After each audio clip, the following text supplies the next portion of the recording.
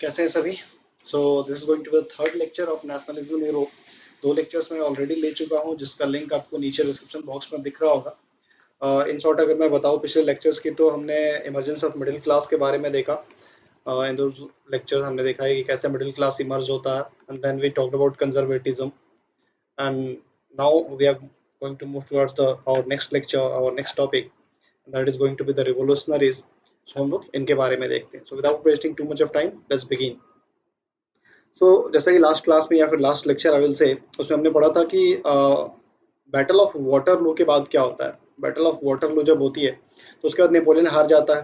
Napoleon के हारने के बाद यूरोप में जिस तरह की जो पावर आई वो थी कंजर्वेटिव गवर्नमेंट। एंड कंजर्वेटिव्स के बारे में हमने बात की थी कि इस तरह की पावर थी जो कि अपने मतलब ये इस तरह की एक थॉट प्रोसेस थी, इस तरह के लोग थे जो कि मतलब अपने खिलाफ कुछ भी सुनना पसंद नहीं करते थे। अब इस चीज से क्या हुआ कि इस चीज से डर की इस चीज के डर की वजह से कई सारे जो लिबरल नेशनलिस्ट थे वो अंडरग्राउंड हो गए, है ना, अंडरग्राउंड हो गए वो। तो अब अंडरग्राउंड हो गए, लेकिन काम तो करना है भाई साहब। तो क्या करना है, इन्होंने क्या किया, सीक्रेट सोसाइटीज की स्थापना की, है ना, जो कि गुप्त रूप से काम करते हैं। सीक्रेटली वो लोग रिवोल्यूशनरी को ट्रेन करने का काम करते हैं, अपनी आइडियाज जो है वो उसको डेवलप करते हैं, अपनी आइडियाज को फैलाने का काम करते हैं, लोगों को बताते हैं कि ये हमारा आइडिया है and we are working on this thing, है ना। बट ये है कि बस अभी परिस्थितियां हमारा साथ नहीं दे रही, तो हम छुप के काम कर रहे हैं, टाइम विल कम। सो उस समय रिवोल्यूशनरी का मतलब क्या होता था, या ये इंपॉर्टेंट हो सकता है, यहाँ से ऑब्जेक्टिव क्वेश्चन पूछा जा सकता है कि उसमें रिवोल्यूशनरी होने का मतलब क्या था। तो सिंपल सी बात है, आपके अंदर एक कमिटमेंट होनी चाहिए कि आप मोनार्की, ये जो मोनार्कियल फॉर्म ऑफ गवर्नमेंट है, जो कंजर्वेटिव फॉर्म ऑफ गवर्नमेंट है, इससे खिलाफ जो है आवाज उठाओगे, है ना। ट्रीटी ऑफ वियना के बाद जो बनी है, अब मुझे कमेंट करके बताओगे ट्रीटी ऑफ वियना कब हुआ था, है ना। उसके साथ साथ लिबर्टी और फ्रीडम के लिए लड़ना। So this was the meaning of being a revolutionary at that time. किस टाइम की बात हो रही है, 1815 के बाद की बात हो रही है। 1815 के बाद का जो टाइम पीरियड है उसके बाद की बात हो रही है। Okay, so now moving on from here. अब इसमें एक रिवोल्यूशनरी के बारे में आपको पढ़ना है, गिस्वे मैज़ेनी। ये है वो भाई साहब, है ना, हेयर स्टाइल बड़ा कूल है। तो सारे पॉइंट्स ही इंपॉर्टेंट है इसमें, हर लाइन इंपॉर्टेंट है, कहीं से भी क्वेश्चन पूछा जा सकता है। कब जन्म हुआ, कहाँ जन्म हुआ, जिनेवा 1807। और सीक्रेट सोसाइटी थी, कार्बोनरी नाम की सीक्रेट सोसाइटी थी, उसके मेंबर बनते हैं पहले। फिर 20 जब 24 साल के थे, 1807 में जन्म हुआ, 24 मतलब 1831 में उन्हें देश से निकाल दिया गया। क्यों भाई? क्योंकि उन्होंने लिगुरिया में रिवोल्यूशन करने की कोशिश की। So he was exiled from the country. Exile मतलब देश से निकालना, है ना, देश निकाला। लेकिन उसके बाद भी दिस मैन वाज लाइक कि नहीं, अब मैं शांत नहीं रहने वाला हूँ। उन्होंने दो सीक्रेट सोसाइटी की स्थापना की, एक था यंग इटली, है ना, और एक था यंग यूरोप। एक का नाम था यंग इटली और एक था यंग यूरोप। जवान इटली, जवान यूरोप, हाँ। यंग इटली जो कि मर्साइल्स में है, फ्रांस में, और फिर दूसरा यंग यूरोप बर्न में, जो कि स्विट्जरलैंड में पड़ता है। अच्छा, इस तरह के जब ऑर्गेनाइजेशन आप बनाओगे तो जाहिर सी बात है इसमें किस तरह के लोग होंगे। मान लो कि कुछ छपरी टिकटॉकर्स अब अपना एक ग्रुप बनाएंगे, तो उसमें किस तरह के लोग होंगे, वही होंगे जो रोड पे डांस करते हैं, है ना। तो वैसे ही यहाँ भी थे। गिउसेppe मैज़ेनी जो एक रिवोल्यूशनरी माइंडसेट के आदमी तो उनके माइंडसेट के हिसाब से उस तरह के सोचने वाले जो लोग थे, कहाँ से, पोलैंड से, फ्रांस से, इटली से, जर्मनी के अलग अलग स्टेट से। जर्मनी इसमें 39 प्रोविंसेस में बटा हुआ था। तो इन सभी जगहों के जो रिवोल्यूशनरी थॉट वाले जो जो लोग थे, वो इनके ऑर्गेनाइजेशन से जुड़ने लगे। कौन से organization? Young Italy and young Europe. इनका नाम नहीं भूलना, है ना। ये दो जो ऑर्गेनाइजेशन है, they are important for you. Okay, moving on from here, यहाँ से आगे बढ़ते हैं हम लोग। बेजिनी का एक देखो, हर लीडर का एक अपना थॉट प्रोसेस होता है। जैसे हम लोग बात करें महात्मा गांधी, तो इनका इनका थॉट प्रोसेस था ना कि हम लोग अहिंसा को ध्यान में रख के आगे बढ़ेंगे। क्यों? क्योंकि अगर हम हिंसक होंगे तो जो सामने वाली जो गवर्नमेंट है उसे रिप्रेसिव होने का मौका मिल जाएगा। लेकिन अगर हम लोग शुरू से ही मतलब अहिंसा का प्रैक्टिस करेंगे तो उसकी मजबूरी हो जाएगी कि वो हम पे अटैक नहीं करे। समझ रहे मेरी बात को? तो उस समय रिवॉल्यूशन को सप्रेस करना मुश्किल हो जाएगा। ऐसे ही मैजनी के भी थॉट्स थे। इनका मानना था कि ये ईश्वर की देन है कि जो नेशंस हैं वो एक यूनिट बने, है ना। ये बट के नहीं रह सकते हैं, ऐसे छोटे छोटे पार्ट्स में, टुकड़ों में नहीं रह सकता, है ना। मुझे टुकड़ों में नहीं जीना। सो इटली के बारे में भी इनका मानना था कि इटली को भी एक होना होगा। इटली उस समय 7 पार्ट्स में बटा हुआ था, तो इनका कहना था कि ये 7 पार्ट्स जो एक साथ होके एक यूनाइटेड इटली का फॉर्मेशन होगा, है ना। अगर कहीं लैग करे पेन तो समझ जाना कि उस स्लाइड में पिक्चर है ना, पिक्चर्स वगैरह की वजह से थोड़ा बहुत लैग करता है, ठीक है, लिखने में प्रॉब्लम होता है, ठीक है। तो इनका मानना था कि इटली को एक सिंगल यूनिफाइड रिपब्लिक का फॉर्मेशन करना होगा। इनका मानना था कि यूनिफिकेशन ही, सिर्फ और सिर्फ यूनिफिकेशन की वजह से ही लिबर्टी आ सकती है। क्यों भाई साहब? अब मानो ये 7 प्रोविंस में अलग अलग तरह के लोग हैं, अब इन्हें पता ही नहीं कि हम लोग एक हो जाएंगे, है ना, ये सब ये अपने अपने रीजन के हिसाब से उतरे के बारे में ही सोच रहे हैं। बट वंस ये पूरा का पूरा रीजन जब एक साथ आ जाएगा तो फिर इट विल बी इजी ना, ये सारे जो डिफरेंट काइंड्स ऑफ पीपल है, डिफरेंट माइंडसेट के जो लोग हैं, ठीक है, तो वो जब एक साथ आएंगे तो ज्यादा पावरफुल होंगे, है ना। एक अकेला कुछ नहीं कर सकता, बट 5 उंगलियां मिलकर मुट्ठी का फॉर्मेशन करती हैं। तो इस तरह के थॉट प्रोसेस की वजह से इनका मानना था कि इटली को यूनाइट करना होगा, सात के सात प्रोविंसेस को एक साथ लाके एक यूनाइटेड इटली का फॉर्मेशन करना होगा। और इनका मॉडल जो है बाद में जर्मनी, फ्रांस, स्विट्जरलैंड, पोलैंड, अलग अलग देशों में भी इस चीज को लोगों ने अडॉप्ट करने लगा। मतलब ये इतने फेमस हो गए कि ट्रीटी ऑफ वियना वाला बंदा याद है आपको, डीक मेटरनिक, ऑस्ट्रिया का चांसलर, तो वो कहता है कि he is the most dangerous enemy of our social order. Metternich described him as the most dangerous enemy of his social order. Him किसकी बात कर की मैंने, मैजिनी की। और कौन सी सोशल ऑर्डर की बात हो रही है भाई साहब, तो मेटरनिक कौन सा सोशल ऑर्डर आया था 1815 के ट्रीटी ऑफ वियना के बाद, कौन सा सोशल ऑर्डर आया, तो दैट वाज कंजर्वेटिज्म, है ना। जो सोशल ऑर्डर आया वो था कंजर्वेटिज्म। तो इसकी बात हो रही है कि मेटरनिक जो है कंजर्वेटिज्म का सबसे बड़ा दुश्मन है ना। इतनी मतलब इतने डर चुके थे ये लोग मेटरनिक से, उसके थॉट प्रोसेस से। उसको पता था, सॉरी मेटरनिक कह रहा हूँ, मैजिनी से। मेटरनिक को पता था कि मैजिनी जो है बदलाव ला सकता है, मैजिनी की जो बातें हैं वो सच है, जाहिर सी बात है। So that's why he was afraid from him. Okay, clear. चले फिर तो हम लोग यहाँ से आगे बढ़ते हैं। ये एक पार्टिकुलर पर्सन के बारे में हो गया जिसने सीक्रेट सोसाइटी की स्थापना की एंड ऑल। मैजिनी को याद रखिएगा, आगे जब हम लोग इटली के यूनिफिकेशन पढ़ेंगे तो थोड़ा बहुत जिक्र आएगा इनका। हम बात करते हैं एज ऑफ रिवोल्यूशन 1830 टू 1848। अब ये जो 18 साल है ना भाई साहब, इसमें बहुत कुछ हुआ, है ना। जैसे आप 18 साल के जब होते हो, है ना, जब बुतरू रहते हो, 2 फीट से जब 6 फीट के हो जाते हो, और ये जीरो मतलब फर्स्ट डे से लेके 18th ईयर तक में बहुत कुछ कांड कर जाते हो।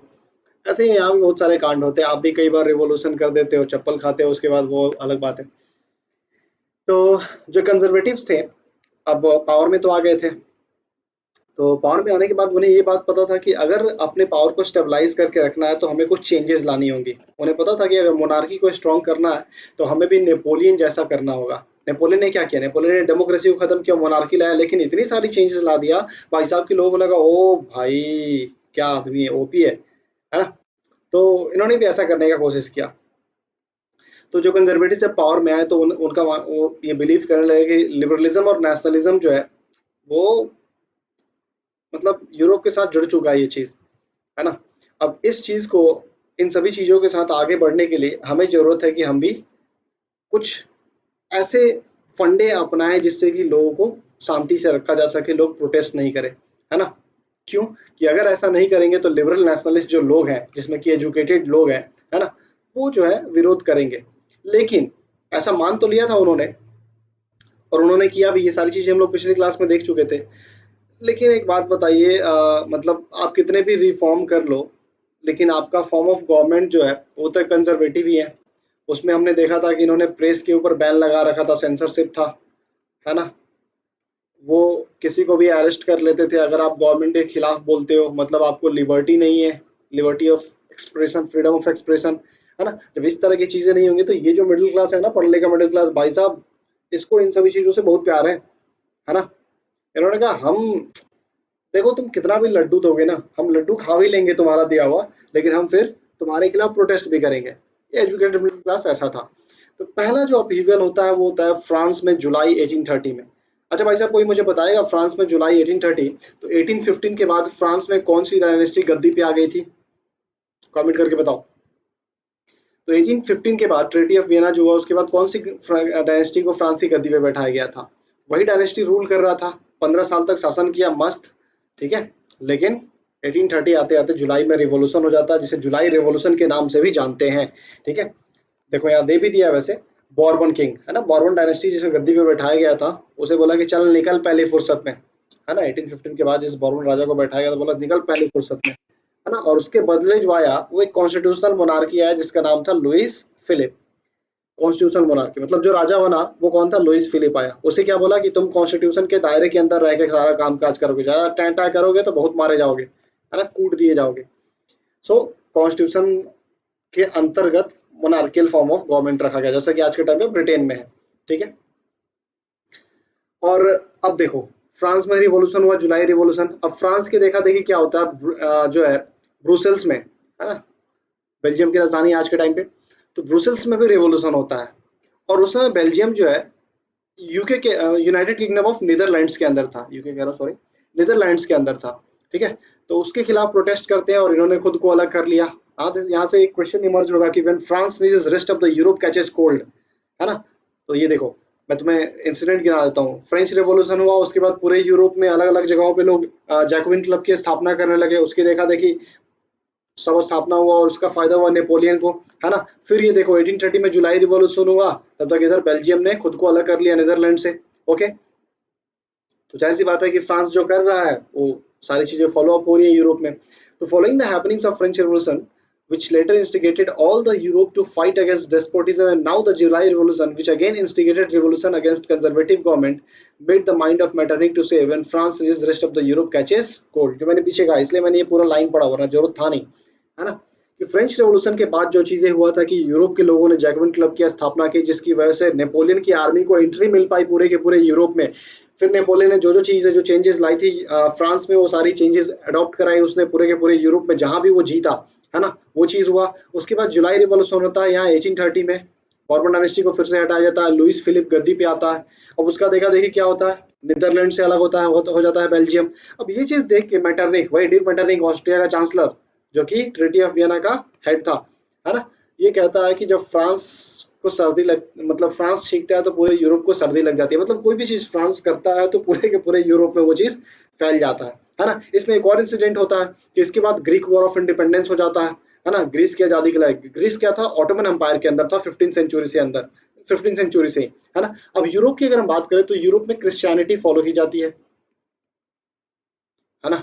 और ऑटोमन एम्पायर जो है एक मुस्लिम एम्पायर था, है ना, काफी पावरफुल मुस्लिम एम्पायर था।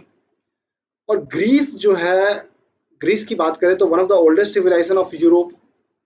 तो जाहिर सी बात है कि यूरोपियंस जो थे उनको लग रहा था कि ये तो भाई, ये तो मतलब हमारा लाइट क्रैडल है, ये हमारा बेस है हमारे सिविलाइजेशन का, और अगर ग्रीस पे ही किसी विदेशी ताकत का शासन रहेगा तो फिर हम अपने सिविलाइजेशन को कैसे बचाएंगे। इस वजह से कहता कि यूरोप के काफी सारे लोग, यूरोप के काफी सारे कंट्रीज जो है मोबिलाइज होते हैं, यूनाइट होते हैं ग्रीस को आज़ादी दिलाने के लिए। और 1821 में ग्रीस में जो है रेवोल्यूशन शुरू हो जाता है। इसमें काफी सारे लोग पार्टिसिपेट करते हैं। You can see Greece here on the map. Pen कहाँ है, ये रहा, ठीक है, चलिए। तो यूरोप के काफी सारे लोग जो है, काफी सारे कंट्रीज और लोग जो है मोबिलाइज होते हैं ग्रीक की आजादी की लड़ाई के लिए। पोइट्स और आर्टिस्ट का कहना था क्या कि यूरोपियन सिविलाइजेशन जो है, ग्रीस जो है यूरोपियन सिविलाइजेशन का क्रेडल है, मतलब बेस है एक तरीके से कह सकते हैं। इसमें एक इंटरेस्टिंग चीज है, एक इंग्लिश पोइट है लॉर्ड बायरन, इनके बारे में आप जान लो कि इन्होंने फंड इकट्ठा किया था और इवन वो लड़ने चले गए। सोचो उन्हें ग्रीस की आजादी आजादी से कितना ये था, उस सिविलाइजेशन को बचाने के लिए वो 18 मतलब वहाँ लड़ाई लड़ने जाते हैं। वो अलग बात है कि 1824 में उन्हें बुखार हो जाता है और वो गुजर जाते हैं। लेकिन फाइनली ये लड़ाई चलते रहता है और 1832 में ट्रीटी ऑफ कॉन्स्टेंटिनोपल होता है। ये इंपॉर्टेंट है आपके लिए, ट्रीटी ऑफ कॉन्स्टेंटिनोपल लगता है 1832 में, है ना। और उसके बाद ऑटोमन एम्पायर जो है ग्रीस को आज़ादी दे देता है, ठीक है। यही है ऑटोमन एम्पायर, ये जो आपको आज का टर्की दिख रहा, ये ऑटोमन एम्पायर हुआ करता था, ठीक है। तो ऑटोमन एम्पायर जो है 1832 में ट्रीटी ऑफ कॉन्स्टेंटिनोपल के थ्रू ग्रीस को आज़ादी दे देता है। तो आई होप यहाँ तक सबको क्लियर है। यहाँ से हम लोग आगे बढ़ते हैं, है ना। अगला जो टॉपिक है, देख के आपको समझ में आ गया हो, है ना, रोमांटिसिज्म। भाई साहब रोमांटिसिज्म, आहा, तो मजा आने वाला होगा। यहाँ कुछ था मैंने ऐड कर रखा था, आ जाओ भाई।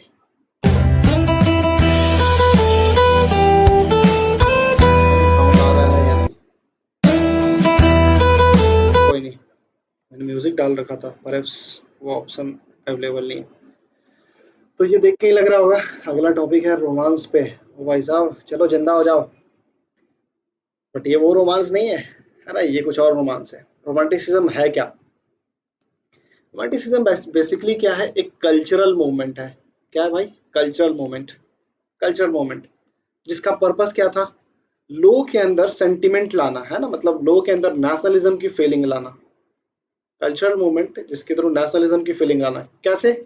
आपके कल्चर को दिखा के, आपका आर्ट दिखा के, पोएट्री के थ्रू, म्यूजिक के थ्रू, है ना। तो ऐसी चीजों के थ्रू लोगों के अंदर देशभक्ति की भावना इमर्ज करने का जो कोशिश था, है ना, उसे ही कहते हैं रोमांटिसिज्म। जैसे आज आपको कोई देशभक्ति गाना सुन लेते हो तो है ना, ये सारे के सारे गूज बम्स आ जाते हैं। तो something like this it is, है ना, ये भी एग्जांपल आपके रोमांटिसिज्म का ही है। तो रोमांटिसिज्म क्या है? एक कल्चरल मूवमेंट है जिसमें नेशनलिस्ट सेंटिमेंट जगाने की कोशिश की, कैसे? कल्चर के थ्रू, आर्ट के थ्रू, पोएट्री या फिर म्यूजिक के थ्रू, है ना। ये जो लोग हैं, ये जो रोमांटिक आर्टिस्ट हैं, ये बेसिकली मतलब रीजन और साइंस पे बहुत ज्यादा फोकस नहीं देते थे। Emotions, intuitions and mystical feelings, है ना, दिल ने ये कहा है, दिल से मोहब्बत हो गई है तुमसे, मतलब फीलिंग्स के ऊपर ज्यादा ध्यान दिया जाता था यहाँ, है ना। आप क्या फील करते हो किसी चीज को लेके, दैट थिंग डिफाइंस इट, है ना।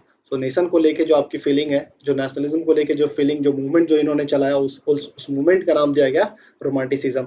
सो एक एफर्ट था, ठीक है, ये क्रिएट करना कि आप देखो भाई, हम सबका जो मतलब हमारी हेरिटेज है वो शेयर्ड है, हम सबका पास्ट जो है एक है, हमारा कल्चरल पास्ट एक जैसा है, और यही सारी चीजें तो राष्ट्र का बेसिस होती हैं, है ना। अगर आप बात करेंगे हम लोग नेशन स्टेट का, तो हम क्या क्या बात करते हैं वहाँ? हम बात करते हैं कि हमारा मतलब कॉमन एंसेस्टर्स रहे हो, कल्चर सेम रहा हो, लैंग्वेज सेम जैसा रहा हो, डिसेंट एक जैसा रहा हो, इसी की बात होती है। तो ये वही वही चीज हो रहा है, रोमांटिसिज्म उसी चीज पे कह रहा है कि you should have to create a sense of shared collective heritage, है ना, हमारा हेरिटेज ऐसा हो जो शेयर्ड हो, एक जैसा हो, हमारा पास्ट एक जैसा है ना, और यही सारी चीजें मिला के हमें एक राष्ट्र का निर्माण करने की आवश्यकता है ना। नेशन का जो बेसिस है, ये सारी जब चीजें होंगी, तो आप जब इन चीजों को याद करोगे तो आप प्राउड फील करोगे, है कि नहीं। आज के टाइम पे जैसे हम लोग अपना पास्ट याद, ग्लोरीफाइड पास्ट जब याद करते हैं, हो सकता है कि कुछ लोगों को नहीं लगता, for those who do not believe, मैंने ये बात कहा है, बट आई डू बिलीव। तो जब हम लोग अपने पास्ट को, ग्लोरीफाइड पास्ट को जब याद करते हैं, तो वी फील वेरी डिफरेंट। तो वही चीज यहाँ भी इन्होंने भी कहा। तो ऐसे ही एक रोमांटिस्ट आर्टिस्ट थे जिनका नाम याद रखना आपके लिए इंपॉर्टेंट है, जोहान गॉटफ्राइड हर्डर, है ना, जोहान गॉटफ्राइड, है ना, याद रखने के लिए, बस मैं मॉक नहीं कर रहा हूँ। So his name was Johann Gottfried Herder. So Germany के थे इन्होंने, जर्मनी के थे ये, और जर्मनी के बारे में इनका क्या कहना था कि जर्मनी की असली जो कल्चर है ना, इसके जो कॉमन पीपल है, जो मैंगो पीपल है, डैश वॉल्क, दस ऑटो, किस गाड़ी का किस कार मेकिंग कंपनी का ये स्लोगन है, मुझे कमेंट करके बताओ फिर से। तो 10 वॉल्क, कॉमन पीपल, आम आदमी जो है वो पावर है जर्मनी के कल्चर के, वो बेस है, वो जर्मनी के कल्चर के, है ना। और उन्होंने कहा कि मतलब हम लोग folk song, folk poetry, folk dance, आप जिस स्टेट से भी हो, आपके यहाँ कुछ ना कुछ फोल्क डांस होता होगा, फोल्क सॉन्ग होता होगा। तो आप देखना, हो सकता है कि आपने कभी नहीं सुना तो आप फील नहीं करोगे, but those who really listen those songs, ठीक है, या फिर आपके पापा, मम्मी, ग्रैंडफादर, आप देखना, they are very much connected from those kind of things, है ना, इवन मी एज वेल। तो इनका मानना था कि नेशन का जो ट्रू स्पिरिट स्पिरिट है, वोल्केजिस्ट मतलब नेशनलिज्म की बात हो रही है, उन सारी चीजों को हमें ऐसी चीजों के थ्रू पॉपुलराइज करने की जरूरत है ना। हमारा जो पॉपुलर फोल्क कल्चर है, फोक कल्चर के थ्रू हम लोग इन सारी चीजों को पॉपुलराइज कर सकते हैं। उसके साथ साथ हम लोग वर्नाक्युलर लैंग्वेज पे ध्यान दे सकते हैं, है ना। उसके साथ हम लोग जो लोकल फोल्कलोर है ना, मतलब लोकल जो कहानियां, जो रीजन टू रीजन जो फेमस है, उन सब चीजों को हम लोग इकट्ठा करके उसके थ्रू मैसेज जो है लोगों तक पहुंचा सकते हैं। और ऐसा एक एग्जांपल हमें देखने के लिए मिलता है पोलैंड के केस में, है ना। If you see Poland on the map of India, India कह रहा हूँ, sorry, if you see Poland on the world map of world, so here it is Poland, आप देख सकते हो, उधर रसिया हो गया, इधर Hungary, Austria, Germany, Denmark, Sweden, so Romania, Belarus, ये सब पहले तो लिथुआनिया, बेलारूस, यूक्रेन, ये सब तो रसिया का पार्ट था, है ना। आज ये मॉडर्न मैप है, अदरवाइज ये सब रसिया के अंदर था। तो पोलैंड के साथ क्या हुआ था, पोलैंड को भी डिवाइड कर दिया था इन्हीं ग्रेट पावर्स ने, रसिया, प्रसिया और ऑस्ट्रिया ने, है ना। आपको प्रसिया इस मैप में नहीं दिख रहा होगा क्योंकि प्रसिया वाज पार्ट ऑफ जर्मनी, मतलब अब है, पहले अलग था, है ना। जर्मनी जब 39 पार्ट्स में बटा हुआ था तब की बात हो रही है, जर्मनी जब 39 पार्ट्स में बटा हुआ था, तो प्रसिया was the most powerful one. तो रसिया, प्रसिया और ऑस्ट्रिया, याद रखिएगा, रसिया, प्रसिया और ऑस्ट्रिया, बहुत इजी है नाम याद रखना, रसिया, प्रसिया, ऑस्ट्रिया, आरपीए, है ना, आरपीए। इन तीनों ने मिलकर डिवाइड किया था, कुछ पार्ट रसिया ने ले लिया, कुछ पार्ट प्रसिया ने ले लिया, कुछ पार्ट ऑस्ट्रिया ने ले लिया, है ना। मतलब पोलैंड पे पूरा का पूरा इन्होंने कब्जा कर लिया, बांट लिया खुद में, मतलब तरबूजा कटेगा सब में बटेगा, ये वाला हाल हो गया था पोलैंड का। हाँ, तो पोलैंड तो बट गया, लेकिन पोलैंड के जो लोग हैं, उन्होंने कहा कि हम अपने नेशनलिज्म वाली, तुमने देश को बांट दिया तो क्या हुआ, हमारा जो देशभक्ति है उसे हम लोग नहीं छोड़ेंगे। उन्होंने रोमांटिसिज्म का रास्ता अपनाया, है ना। उन्होंने क्या किया, रोमांटिसिज्म का रास्ता अपनाया और उन्होंने उसके थ्रू ही लोगों के अंदर नेशनलिज्म वाली फीलिंग जो है जिंदा रखी। जैसे कि एग्जांपल देता है कैरल कुरपुंस्की का, कि ये नेशनल स्ट्रगल को कैसे प्रमोट किए, ओपेरास और म्यूजिक के थ्रू, है ना। ओपेरास और म्यूजिक के थ्रू वो जो फोल्क जो डांसेस थी, जो म्यूजिक था, उन सबको जो है यूज किया as a symbol of resistance, है ना। पोलोनेज और मजोर्का, ये जो फोल्क डांस थे, इसको यूज किया एज सिंबल ऑफ रेजिस्टेंस की। क्या हुआ अगर रसिया ने हमारे ऊपर कब्जा कर लिया, क्या हुआ अगर रसिया ने कब्जा किया या फिर ऑस्ट्रिया ने कब्जा किया, हमारा जो कल्चर है, हमारे जो रहने का तरीका है, हमारा जो हमारे देश के प्रति जो समर्पण की भावना है, वो तुम हमसे नहीं छीन सकते हो, है ना। इसके साथ साथ लैंग्वेज ने भी बहुत इंपॉर्टेंट रोल प्ले किया। जब रसिया ने पोलैंड के ऊपर कब्जा कर लिया तो रसिया ने जबरदस्ती बोला कि तुम पॉलिश लैंग्वेज यूज नहीं करोगे, रसियन लैंग्वेज में हर चीजें होंगी, है ना। जो जो पॉलिश टीचर्स थे उन सबको भी, कई सारे टीचर्स को स्कूल से निकाला जाने लगा और रशियन लैंग्वेज में पढ़ाने के लिए लोगों को रखा गया। रशियन कल्चर को वो लोग ग्लोरीफाई करने की कोशिश करते थे, लेकिन इसमें भी कई सारे ऐसे टीचर्स थे जिन्होंने इस चीज का रेसिस्ट किया और क्लासेस में वो पॉलिश कल्चर जो है, पोलैंड के बारे में वो लोग लेक्चर वगैरह देते रहते थे।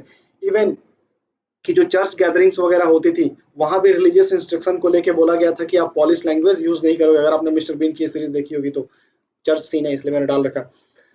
तो चर्च की जो गैदरिंग्स होती थी वहां पे भी बोला गया कि रिलीजियस इंस्ट्रक्शन में आप क्या करोगे, आप रसियन यूज करोगे, लेकिन as a medium of resistance वो लोग पॉलिश लैंग्वेज ही यूज करते थे, है ना। वो लोग बोले कि तुमको जो कहना है कहो, हम अपने मर्जी के हिसाब से करेंगे। 1831 में एक आर्म्ड रेबेलियन भी होता है रसिया के खिलाफ, है ना। रसिया सॉरी पोलैंड के जो लोग हैं उसको रिवोल्ट करते हैं, लेकिन जाहिर सी बात है कि रसिया वाज मच मोर पावरफुल, तो उसने उसे क्रश कर दिया।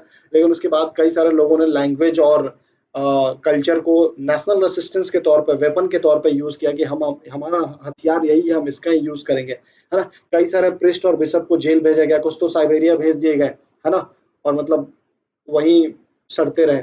लेकिन फिर भी पोलैंड के लोगों ने रोमांटिसिज्म जो, या जो रोमांटिक कल्चर है उसकी अगर हम बात करें तो उसे एक सिंबल ऑफ रेसिस्टेंस के तौर पे देखा अगेंस्ट रशियन डोमिनेंस। जब उनके पास कोई ऑप्शन नहीं बचा तो उन्होंने अपने कल्चर को हथियार बनाया, बोला हमारा कल्चर ही हमारा हथियार है, and our culture is much more powerful than your arms and ammunitions, और हम लोग जीतेंगे, है ना। लोगों के अंदर जब फीलिंग जिंदा रहेगा ना, so it can become easy for you to utilize that power।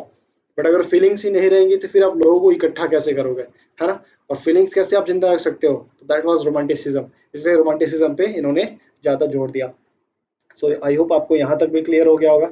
किसी कोई भी डाउट होगा, टेलीग्राम चैनल का लिंक आपको पिन किया हुआ दिख जाएगा, आप वहां से भी हमें ज्वाइन कर सकते हो, वहां आप मुझे डाउट पूछ सकते हैं, I will answer you. Now next topic की हम बात करते हैं, hunger, hardship and popular revolt, है ना। इधर भी बुक लगा, चश्मी संकल केला दो।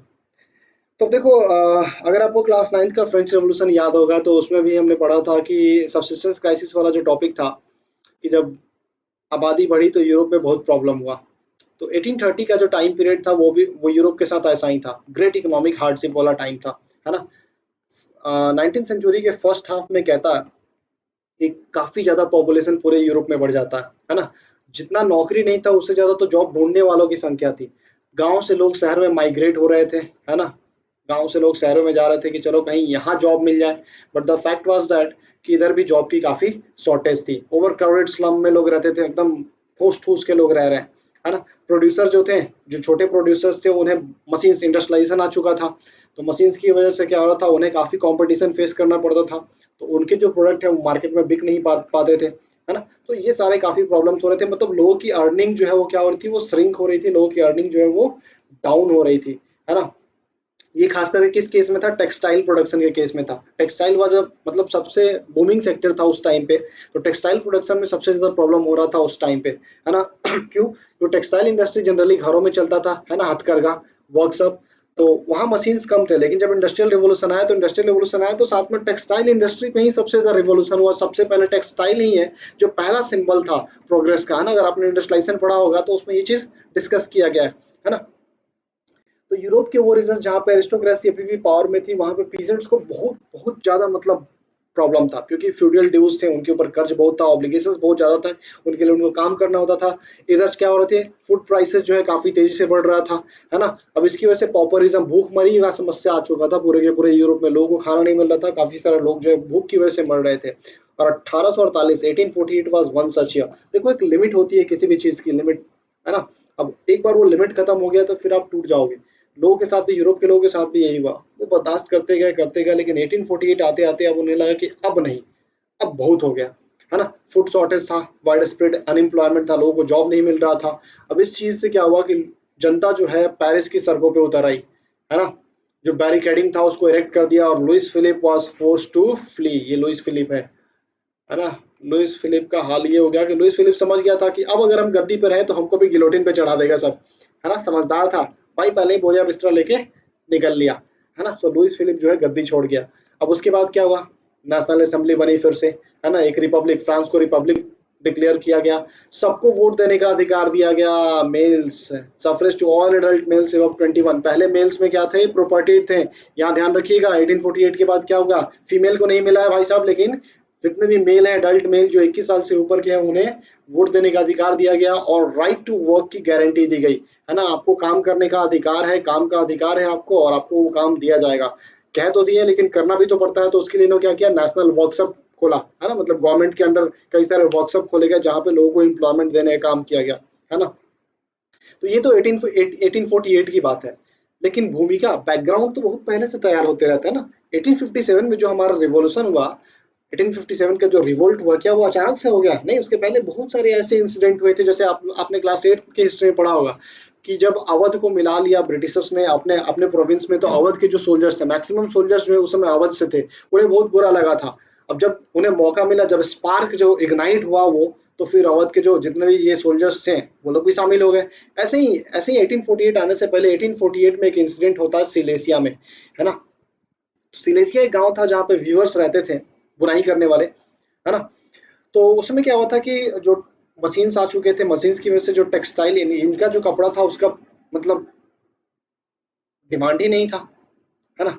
तो अब जो है इनसे काम कराने के लिए वहाँ एक कॉन्ट्रैक्टर हुआ करता था, और वो कॉन्ट्रैक्टर इनसे काम कराता था। एक जर्नलिस्ट थे विलियम वोल्फ, वो इसकी कहानी को मतलब डिस्क्राइब करते हैं कि कैसे पूरे के पूरे सिलेसिया गांव में क्या क्या इंसिडेंट्स हुए थे। तो विलियम वोल्फ ने कहा कि ये जो गांव है सिलेसिया, यहाँ पे 18,000 इनहेबिटेंट, मतलब 18,000 लोग रहते थे। सच अ बिग नंबर, 18,000 लोग रहते थे इस गांव में। और ये इनका जो मेजर जो काम था, जो मेजर ऑक्यूपेशन था, वो यही था, वीविंग का काम था। अब समझ रहे हो कि जब वर्कर्स का नंबर ज्यादा होगा और काम कम होगा तो प्राइसेस अल्टीमेटली डाउन होगी। वेरी सिंपल थिंग, इकोनॉमिक्स का रूल है, मार्केट का रूल है, मैंने कई बार पहले भी डिस्कस किया, है ना। और यहाँ पे क्या था, एक कॉन्ट्रैक्टर एक दो थे जो इनसे काम कराते थे, तो वो जो है प्राइस बहुत कम देते थे इनको, है ना। प्राइस घटाते जा रहे थे अपने अपने अपने प्रॉफिट को बढ़ाने के लिए। लेकिन इनके भी सब्र का बांध जो है एक दिन टूट ही गया। कब? 4 जून, 4 जून, 4 जून, 2 PM, बड़ी भीड़ जो है ना, large crowd of people came out of their house, हाथ में लाठी लेके, है ना। और वो पहुंच जाते हैं कंट्रैक्टर के घर के बाहर, मैंसन के, उसके मैंसन पे पहुंचते हैं, कोठी पहुंचते हैं और बोले कि पैसा ज्यादा दो वरना बहुत मारेंगे, हाँ। अब ये जो कॉन्ट्रैक्टर था ये पूरे घमंड में भागते हुए, नहीं हम मारेंगे तुमको अगर नहीं जाते हो तो। अब इस चीज से क्या हुआ कि इनको आया गुस्सा, जो व्यूवर्स थे, और ये जो है जबरदस्ती घुस गए इनके घर में, और जितनी जो एलिगेंट चीजें थी सब तोड़ना फोड़ना शुरू, है ना। सब बोले बहुत मारेंगे, बात नहीं मानोगे तो लो फिर। और जितने भी सप्लाईज था, जो कपड़े वगैरह का सप्लाई था, सब लूट पाट लिया, जो इनका गोदाम था सब लूट लिया, है ना। मतलब हालत ऐसा हो गया कि कॉन्ट्रैक्टर भाई साहब अपने फैमिली के साथ भाग निकले, है ना, दूसरे गांव में चले गए। लेकिन उन गांव में भी लोग जो है ऐसे लोगों को जगह नहीं दे रहे थे। फाइनली ये जो है आर्मी की मदद से वापस आते हैं, और 24 घंटे ये जो रिवोल्ट चला था इसमें 11 वीवर्स को गोली मार दी गई थी। अब समझ रहे हो भाई साहब, इधर 11 वीवर्स मारे गए, पैसे के लिए लोग लड़ रहे हैं, और धीरे धीरे आपका बैकग्राउंड बनता है। और 1848 पहुंचते पहुंचते ये लिमिट जो है खत्म हो चुका था, है ना। इनका जो टॉलरेंसी की जो लिमिट थी, ये इनटॉलरेंट हो चुके थे, हाँ। टॉलरेंसी की जो लिमिट थी वो खत्म हो चुकी थी, and that was a time जब इन्होंने रिवोल्ट किया, जिसमें लुइस फिलिप भाई साहब ऐसे भागा भूत लंगोटी लेके, ऐसा सीन हो गया था लुइस फिलिप का, है ना। यहाँ तक ले रही है कहानी। अब नेक्स्ट टॉपिक है the revolution of the liberals, जो कि हम लोग नेक्स्ट लेक्चर में पढ़ेंगे, ठीक है। सो विल मीट अगेन, तब तक के लिए बाय बाय, गुड नाइट। मतलब रात में वीडियो शूट कर रहा हूँ इसलिए गुड नाइट आदत हो चुका है, अदरवाइज वीडियो तो आप कभी भी देखोगे। So please share the video, bye bye.